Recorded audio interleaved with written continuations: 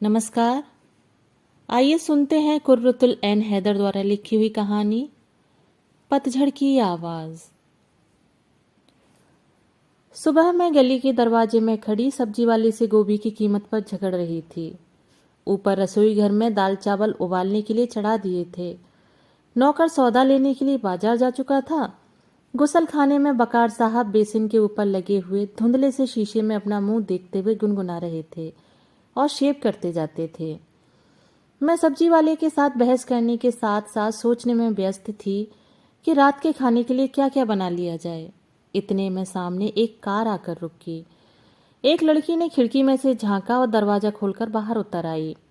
मैं पैसे गिन रही थी, इसलिए मैंने उसे न देखा। वह एक कदम आगे बढ़ी। अब मैंने सिर उठाकर उस पर नजर डाली। अरे तुम, उसने हक्की बक्की होकर कहा और ठिठक कर रह गई। ऐसा लगा जैसे वह मुद्दतों से मुझे मरी हुई सोचे बैठी हो और अब मेरा भूत उसके सामने खड़ा है। कुर्रतुलैन हैदर, उसकी आंखों में एक क्षण के लिए जो डर मैंने देखा, उसकी याद ने मुझे बावला सा कर दिया है। मैं तो सोच सोच कर पागल हो जाऊंगी। यह लड़की, इसका नाम तक मुझे याद नहीं और इस समय मैंने झेप कर उससे पूछा भी नहीं, वरना वह कितना बुरा मानती। मेरे साथ दिल्ली की क्वीन मेरी स्कूल में पढ़ती थी। यह 20 साल पहले की बात है। मैं उस समय यही कोई 17 वर्ष की रही होंगी, लेकिन मेरा स्वास्थ्य इतना अच्छा था कि अपनी उम्र से कहीं बड़ी लगती थी और मेरे सौंदर्य की धूम मचनी शुरू हो चुकी थी। दिल्ली का रिवाज था कि लड़के वालियां स्कूल स्कूल घूमकर लड़कियां पसंद करती फिरती थीं और जो लड़की पसंद आती थी उसके घर रुक्का भिजवा दिया जाता था। उन्हीं दिनों मुझे यह ज्ञात हुआ कि इस लड़की की माँ मौसी आदि ने मुझे पसंद कर लिया है, स्कूल डे के उत्सव के दिन देखकर, और अब वे मुझे बहू बनाने पर तुली बैठी हैं। ये लोग नूरजहां रोड पर रहते थे और लड़का हाल ही में रिजर्व बैंक ऑफ इंडिया में 150 रुपये मासिक पर नौकर हुआ था। चुनाचे रुक्का मेरे घर भिजवाया गया, लेकिन मेरी अम्मा जान मेरे लिए बड़े बड़े सपने देख रही थी। मेरे अब्बा दिल्ली से बाहर मेरठ में रहते थे और अभी मेरे विवाह का कोई प्रश्न ही नहीं उठता था, इसलिए यह प्रस्ताव एकदम अस्वीकार कर दिया गया। इसके बाद यह लड़की कुछ दिन तक मेरे साथ कॉलेज में भी पढ़ी। फिर इसकी शादी हो गई और यह कॉलेज छोड़कर चली गई। आज बहुत दिनों बाद माल रोड के पिछवाड़े इस गली में मेरी उससे भेंट हुई। मैंने उससे कहा, ऊपर आओ, चाय वाय पियो, इत्मीनान से बैठकर बातें करेंगे। लेकिन उसने कहा, मैं जल्दी में किसी ससुराली रिश्तेदार का मकान ढूंढती हुई इस गली में आ निकली थी। इंशाअल्लाह फिर कभी आऊंगी जरूर। इसके बाद उसने वहीं खड़े खड़े जल्दी जल्दी एक एक करके सारी पुरानी सहेलियों के किस्से सुनाए। कौन कहाँ है और क्या कर रही है। सलमा अमुक ब्रिगेडियर की पत्नी है, 4 बच्चे हैं, पर खुदा का पति फॉरेन सर्विस विदेश मंत्रालय में है। उसकी बड़ी लड़की लंदन में पढ़ रही है। रेहाना अमुक कॉलेज में प्रिंसिपल है। सईदा अमेरिका में ढेरों डिग्रियां ले आई है और कराची में किसी ऊंचे पद पर विराजमान है। कॉलेज की हिंदू सहेलियों के बारे में भी उसे पता था कि प्रभा का पति इंडियन नेवी में कमांडर है, वह बम्बई में रहती है। सरला ऑल इंडिया रेडियो में स्टेशन डायरेक्टर है, वह दक्षिण भारत में कहीं है। लोतिका बड़ी प्रसिद्ध चित्रकार बन चुकी है और नई दिल्ली में उसका स्टूडियो है, आदि आदि। वह यह बातें कर रही थी, लेकिन उसकी आंखों के डर को मैं न भूल सकी। उसने कहा, मैं सईदा रेहाना आदि जब भी कराची में इकट्ठा होती हैं तो मैं बराबर याद करती हैं। सचमुच? मैंने खोखली हंसी हंसकर पूछा। मुझे पता था मुझे किन शब्दों में याद किया जाता होगा। पिछल परछाइयाँ। अरे क्या वे लोग मेरी सहेलियां थीं? स्त्रियां वास्तव में एक दूसरे के संबंध में चुड़ैलें होती हैं, कुटनियाँ कुलटाएं। उसने मुझसे यह नहीं पूछा था कि यहाँ अंधेरी गली में इस खंडर जैसे मकान में मैं क्या कर रही हूँ। उसे पता था स्त्रियों की इंटेलिजेंस सर्विस इतनी तेज होती है कि खुफिया विभाग का विशेषज्ञ भी उसके आगे पानी भरे। और फिर मेरी कहानी तो इतनी दुख भरी है। मेरी दशा कोई उल्लेखनीय नहीं। गुमनाम हस्ती हूँ, इसलिए किसी को मेरी चिंता नहीं, स्वयं मुझे भी अपनी चिंता नहीं। मैं तनवीर फातिमा हूँ। मेरे माँ बाप मेरठ के रहने वाले थे। वे साधारण स्थिति के व्यक्ति थे। हमारे यहाँ बड़ा कड़ा पर्दा किया जाता है। स्वयं मेरा अपने चचा जान फुफेरे भाइयों से पर्दा था। मैं असीम लाड़ प्यार में पली चहेती लड़की थी। जब मैंने स्कूल में बहुत से वजीफे ले लिए तो मैट्रिक करने के लिए विशेष रूप से मुझे क्वीन मेरी स्कूल में दाखिला कराया गया। इंटर के लिए अलीगढ़ भेज दी गई। अलीगढ़ गर्ल्स कॉलेज के दिन मेरे जीवन के सबसे अच्छे दिन थे। क्या स्वप्न भरे मदमाते दिन थे। मैं भावुक नहीं, लेकिन अब भी जब कॉलेज का सहन, लॉन, घास के ऊंचे पौधे, पेड़ों पर झुकी बारिश, नुमाइश के मैदान में घूमते हुए काले बुरकों के परे हॉस्टल के सकरे सकरे बरामदों, छोटे छोटे कमरों का वह कठोर वातावरण याद आता है तो जी डूब सा जाता है।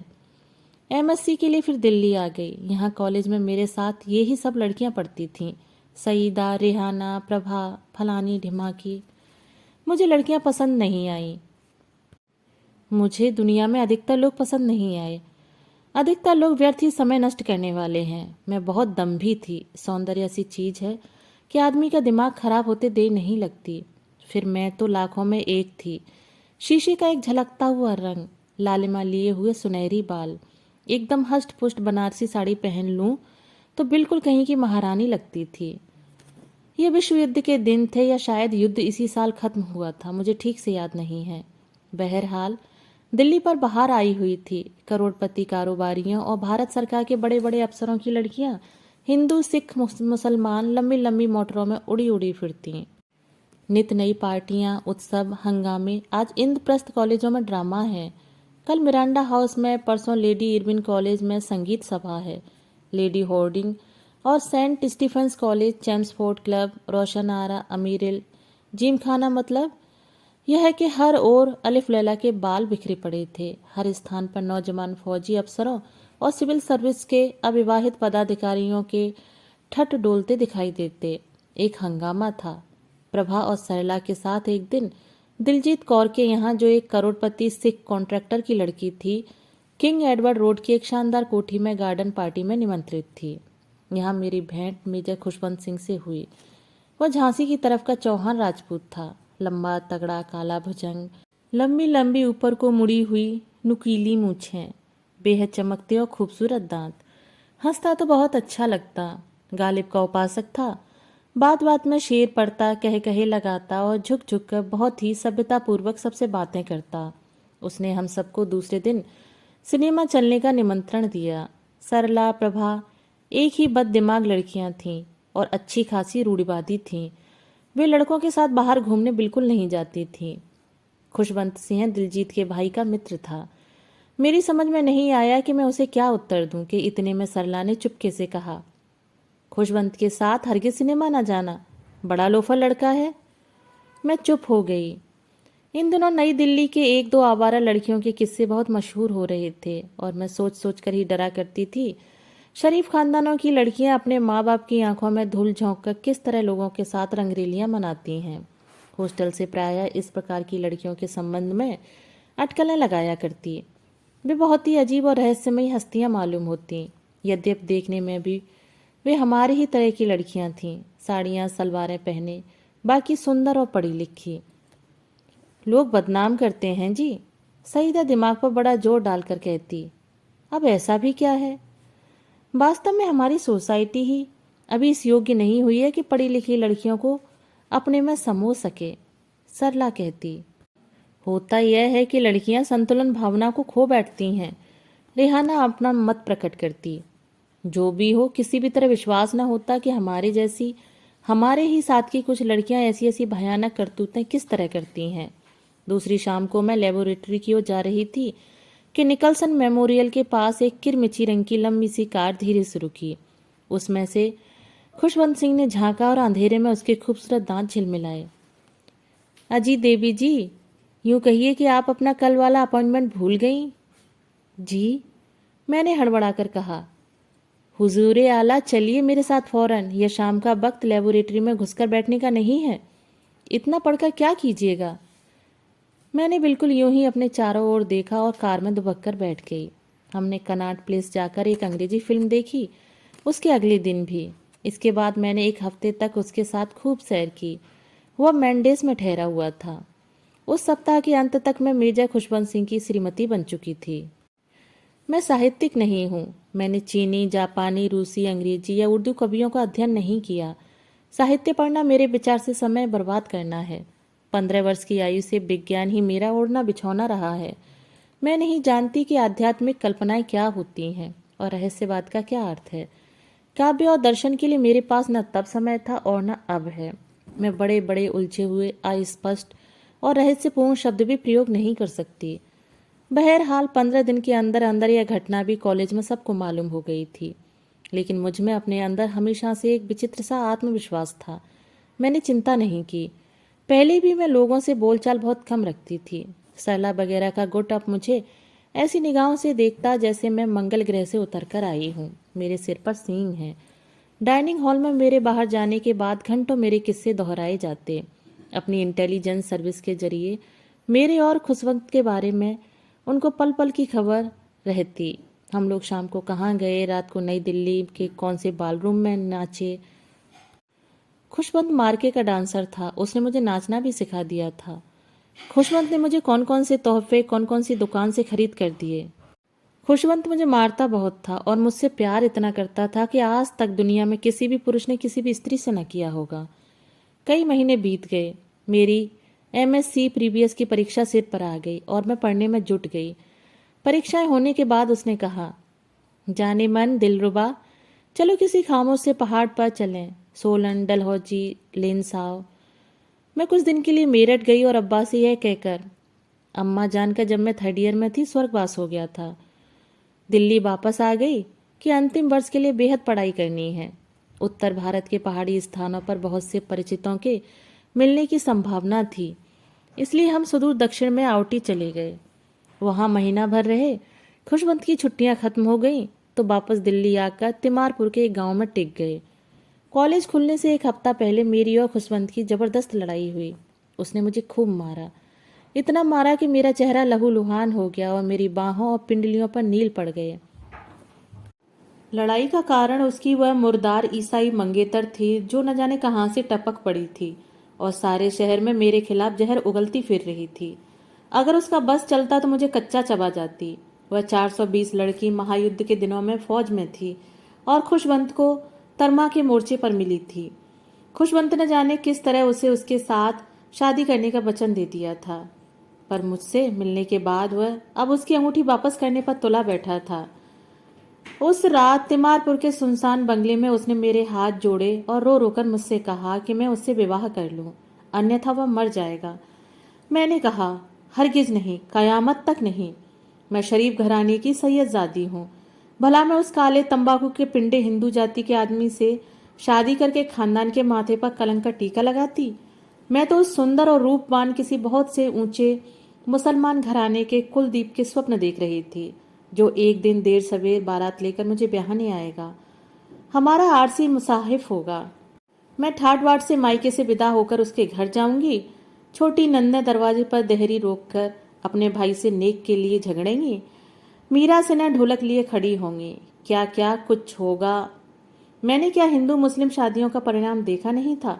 कईयों ने प्रगतिवाद या प्यार की भावना के जोश में हिंदुओं से शादियां रचाईं और साल भर बाद जूतियों में दाल बटी। बच्चों का भविष्य बिगड़ा। वह अलगन इधर के रहे न उधर के। मेरे इनकार करने पर खुशवंत ने जूते लातों से मार मार कर मेरा कचूमर निकाल दिया और तीसरे दिन उस डायन कालीवाला कैथरीन धर्मदास के साथ आगरे चला गया, जहां उस कमीनी लड़की से सिविल मैरिज कर ली। जब मैं नई टर्म शुरू होने पर हॉस्टल पहुंची तो उस हुलिये से कि मेरे सिर और मुंह पर पट्टी बंधी हुई थी। अब्बा को मैंने लिख भेजा, लेबोरेटरी में एक एक्सपेरिमेंट कर रही थी कि एक खतरनाक एसिड भग से उड़ा और उससे मेरा मुंह थोड़ा सा जल गया। अब बिल्कुल ठीक हूँ, आप बिल्कुल चिंता न करें। लड़कियों को तो पहले ही सारा किस्सा मालूम था, इसलिए उन्होंने औपचारिक रूप से मेरी खैर खबर न पूछी। इतने बड़े स्कैंडल के बाद मुझे हॉस्टल में रहने की अनुमति न दी जाती, लेकिन हॉस्टल की वार्डन खुशवंत सिंह की गहरी दोस्त थी, इसलिए सब खामोश रहे। इसके अतिरिक्त किसी के पास किसी प्रकार का प्रमाण भी न था। कॉलेज की लड़कियों को लोग यूं भी खामखां बदनाम करने पर तुले रहते हैं। मुझे वह वक्त अच्छी तरह याद है जैसे कल ही की बात हो। सुबह के 11 बजे होंगे। रेलवे स्टेशन से लड़कियों के तांगे आकर फाटक में घुस रहे थे। हॉस्टल के लॉन पर बरगद के पेड़ के नीचे लड़कियां अपना अपना सामान उतरवा कर रखवा रही थीं। बड़ी चिल्लपौं मचा रखी थी। जिस समय मैं अपने तांगे से उतरी, वह मेरा ढाटे से बंधा सफ़ेद चेहरा देखकर इतनी आश्चर्यचकित हुई कि जैसे सबको सांप सूंघ गया हो। मैंने अपना सामान चौकीदार के सिर पर रखवाया और अपने कमरे की ओर चली गई। दोपहर को जब मैं खाने की मेज पर आकर बैठी तो उन कुलटाओं ने मुझसे इस ढंग से औपचारिक बातें शुरू की जिनसे भली भांति यह प्रकट हो जाए कि मेरी इस दुर्घटना का वास्तविक कारण उन्हें पता है और मुझे अपमानित होने से बचाने के लिए उसकी चर्चा ही नहीं कर रही हैं। उनमें से एक ने, जो उस चंडाल चौकड़ी का केंद्र और उन सब की उस्ताद थी, रात को खाने की मेज पर निर्णय दिया कि मैं एक कामी स्त्री हूँ। मेरी जासूसों द्वारा यह सूचना तुरंत मेरे ऊपर पहुंच गई, जहां मैं उस समय अपने कमरे में खिड़की के पास टेबल लैंप लगाई पढ़ाई में व्यस्त थी। और इस तरह की बातें तो अब आम थीं कि बेपर्दगी आज़ादी खतरनाक है और ऊंची शिक्षा बदनाम है, आदि आदि। मैं अपनी सीमा तक 100% इन बातों से सहमत थी। मैं स्वयं सोचती थी कि कुछ अच्छी खासी भली चंगी उच्च शिक्षा प्राप्त लड़कियां आवारा क्यों हो जाती हैं। एक विचारधारा थी कि वही लड़कियां आवारा होती हैं जिनके पास सूझबूझ बहुत कम होती है। मानव मस्तिष्क कभी भी अपनी बर्बादी की ओर जानबूझकर कदम नहीं उठाएगा, लेकिन मैंने तो अच्छी खासी समझदार तेज तर्रा लड़कियों को आवारागर्दी करते देखा था। दूसरी विचारधारा थी कि रुपए, पैसे, ऐशो आराम का जीवन, कीमती भेंटों का लालच, रोमांस की खोज, साहसिक कार्य करने की अभिलाषा या मात्र उकताहट या पर्दे के बंधनों के बाद स्वतंत्रता के वातावरण में प्रवेश कर पुराने बंधनों से विद्रोह इस आवारगी के कुछ कारण हैं। ये सब बातें अवश्य होंगी, अन्यथा और क्या कारण हो सकता है। मैं अपनी पहली तिमाही परीक्षा से छूटी थी कि खुशवंत भी आ पहुंचा। उसने मुझे लेबोरेटरी में फ़ोन किया कि मैं नरूला में 6 बजे उससे मिलूं। मैंने ऐसा ही किया। वह कैथरीन को अपने माँ बाप के पास छोड़कर एक सरकारी काम से दिल्ली आया था। इस बार हम हवाई जहाज से 1 सप्ताह के लिए बम्बई चले गए। इसके बाद हर दूसरे तीसरे महीने मिलना होता रहा। 1 साल बीत गया। इस बार जब वह दिल्ली आया तो उसने अपने एक निकटतम मित्र को मुझे लेने के लिए मोटर लेकर भेजा, क्योंकि वह लखनऊ से लाहौर जाते हुए पालम पर कुछ घंटों के लिए ठहरा था। यह मित्र दिल्ली के एक बहुत बड़े मुसलमान व्यापारी का लड़का था। लड़का तो खैर नहीं कहना चाहिए, उस समय वह 40 के पेटे में रहा होगा। बीवी बच्चों वाला, ताड़ सकद, बेहद गलत अंग्रेजी बोलता था, काला, बदसूरत, बिल्कुल चिड़ी मार की शक्ल, होशो हवास ठीक ठाक।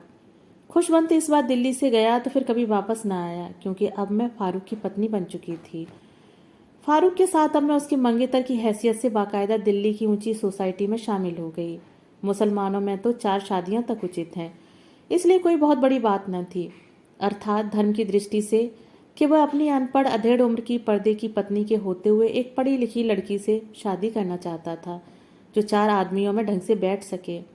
और फिर धनिक वर्ग में सब कुछ उचित है। यह तो हमारे मध्य वर्गीय समाज के ही नियम हैं कि यह न करो वह न करो। लंबी छुट्टियों के दिनों में फारूक ने भी मुझे खूब सैर कराई। कलकत्ता, लखनऊ, अजमेर, कौन सी जगह थी जो मैंने उसके साथ न देखी। उसने मुझे हीरे जवाहरात के गहनों से लाद दिया।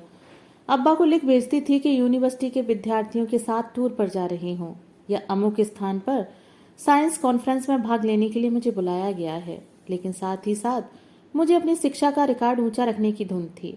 फाइनल परीक्षा में मैंने बहुत ही खराब पर्चे किए और परीक्षाएं समाप्त होते ही घर चली गई। उन्हीं दिनों दिल्ली में गड़बड़ी शुरू हुई और लड़ाई झगड़ों का भूचाल आ गया। फारूक ने मुझे मेरठ पत्र लिखा कि तुम अविलंब पाकिस्तान चली जाओ, मैं तुमसे वहीं मिलूंगा। मेरा पहले से ही यही इरादा था। अब्बा भी बेहद परेशान थे, तो यही चाहते थे कि इन हालात में मैं हिंदुस्तान में न रुकूं। यहाँ मुसलमान लड़कियों की इज्जतें निश्चित रूप से खतरे में हैं। पाकिस्तान अपना इस्लामी देश था, उसकी तो बात ही क्या थी। अब्बा जमीन जायदाद वगैरह के कारण अभी देश छोड़कर नहीं जा सकते थे। मेरे दोनों भाई बहुत छोटे छोटे थे और अम्मा जान के स्वर्गवास के बाद अब्बा ने उनको मेरी फूफी के पास हैदराबाद, दक्कन भेज दिया था। मेरा परिणाम निकल चुका था और मैं तीसरी श्रेणी में पास हुई थी। मेरा दिल टूट गया। जब बबलों को जोर कुछ कम हुआ तो मैं हवाई जहाज से लाहौर आ गई। फारूक मेरे साथ आया। उसने यह कार्यक्रम बनाया था कि अपने कारोबार की एक ब्रांच पाकिस्तान में स्थापित करके लाहौर उसका हेड ऑफिस रखेगा। मुझे उसका मालिक बनाएगा और वहीं मुझसे शादी कर लेगा। वह दिल्ली छोड़कर नहीं रह रहा था, क्योंकि उसके बाप बड़े उदारवादी विचारों के आदमी थे। योजना यह बनी कि वह हर दूसरे तीसरे महीने दिल्ली से लाहौर आता रहेगा। लाहौर अफरा तफरी थी। यद्यपि एक से एक अच्छी कोठी अलॉट हो सकती थी, लेकिन फारूक यहाँ किसी को जानता न था। बहरहाल संत नगर में एक छोटा सा मकान मेरे नाम अलॉट करा के उसने मुझे वहां छोड़ दिया और मेरी देखभाल सहायता के लिए अपने एक दूर के रिश्तेदार कुटुंब को मेरे पास छोड़ दिया, जो शरणार्थी होकर लाहौर आया था और मारे मारे फिर रहा था।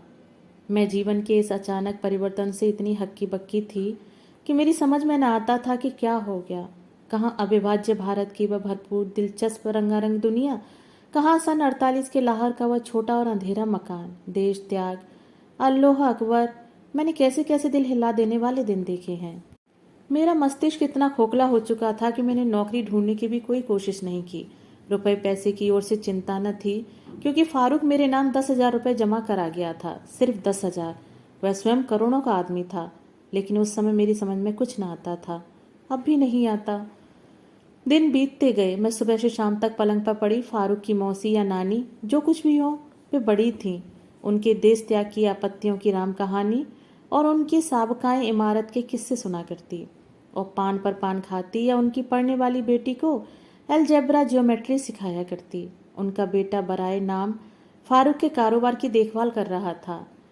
फारूक साल में 5-6 चक्कर लगा लेता। अब लाहौर का जीवन धीरे धीरे साधारण होता जा रहा था। उसके आने से मेरे दिन कुछ अच्छी तरह कटते। उसकी मौसी बड़े प्रयत्न से दिल्ली के खाने तैयार करती। मैं मॉल के हेयर ड्रेसर के यहाँ जाकर अपने बाल सेट करवाती। शाम को हम दोनों जिम खाना क्लब चले जाते और वहाँ एक कोने की मेज पर बियर के गिलास सामने रखे फारूक मुझे दिल्ली की घटनाएं सुनाता। वह बेथके बोले जाता या कुछ देर के लिए चुप होकर कमरे में आने वाली अजनबी सूरतों को देखता रहता। उसने शादी की कभी कोई चर्चा नहीं की, मैंने भी उससे नहीं कहा। मैं अब उकता चुकी थी, किसी चीज़ से कोई अंतर नहीं पड़ता। जब वह दिल्ली चला जाता तो हर 15वें दिन मैं अपनी कुशलता का पत्र और उसके कारोबार का हाल लिख भेजती और लिख देती कि इस बार आए तो कनाट प्लेस या चांदनी चौक की अमुक दुकान से अमुक अमुक प्रकार की साड़ियाँ लेता है, क्योंकि पाकिस्तान में ऐसी साड़ियाँ नापैद हैं। एक दिन मेरठ से चाचा मियाँ का पत्र आया कि अब्बा जान का स्वर्गवास हो गया।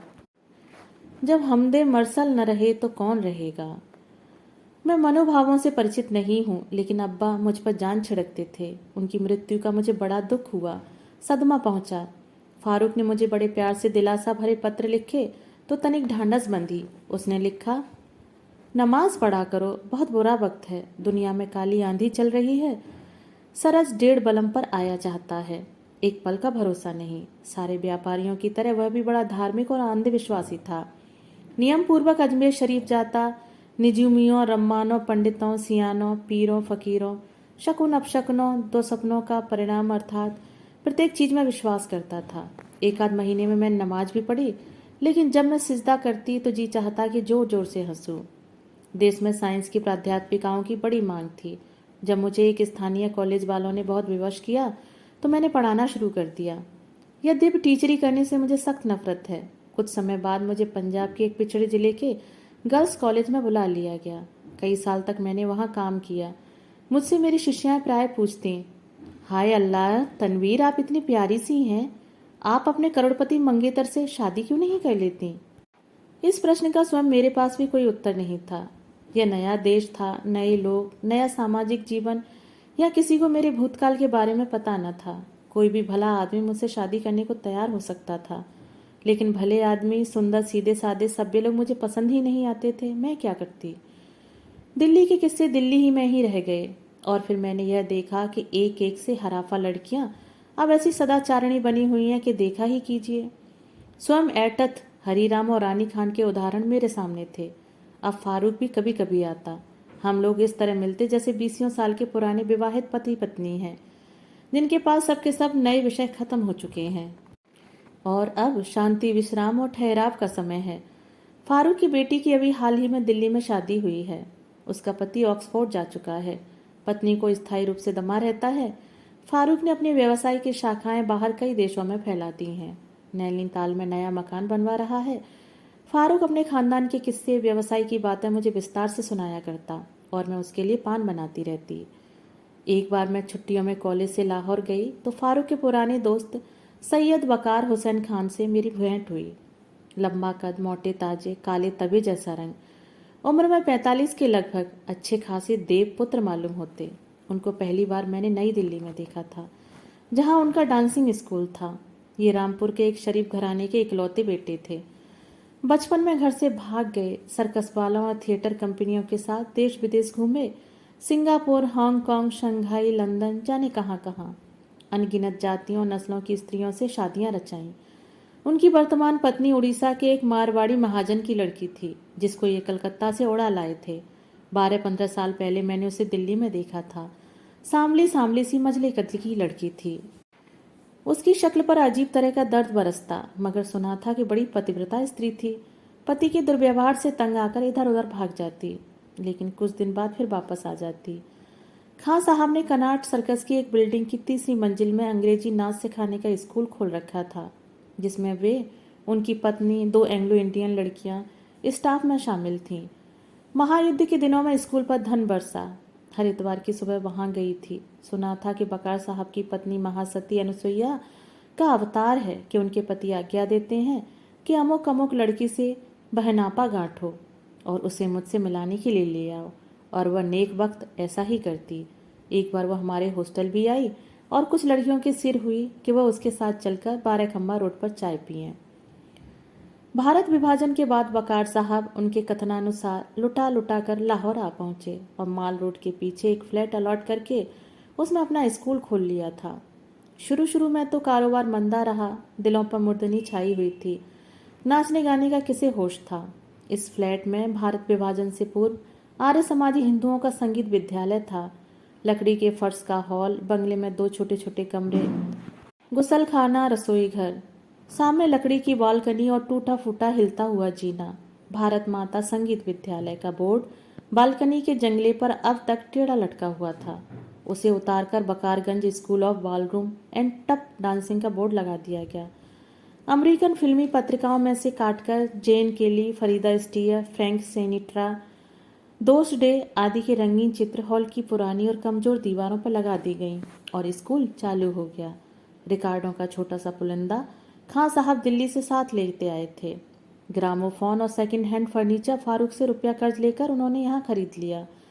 कॉलेज के मन चले नौजवानों और नई अमीर बनी सोसाइटी की नई फैशनेबल बेगमों को खुदा सलामत रखे। 2-3 साल में उनका कारोबार खूब चमक गया। फारूक की मित्रता के कारण मेरा और उनका संबंध कुछ भाभी और जेठ का सा हो गया। वे प्राय मेरी कुशल क्षेम पूछने आ जाते। उनकी पत्नी घंटों पकाने, रांधने, सीने पिरोने की बातें किया करती।